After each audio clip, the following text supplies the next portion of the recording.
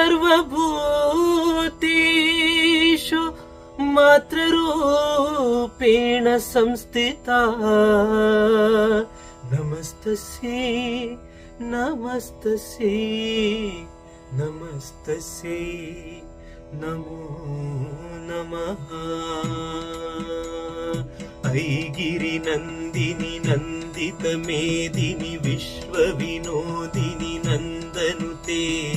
गिरिवर विन्ध्य शिरोदिनि वासिनि विष्णुविलासिनि जिष्णुनुते भगवति हेसिति कंठ कुडुम्बिनि भूरि कुडुम्बिनि भूरि कृते जय जय हे महिषासुरमर्दिनि रम्यकपर्दिनि शैलसुधे सुरवरवर्षिणि दुर्धरदर्शिनि दुर्मुखमर्षिणि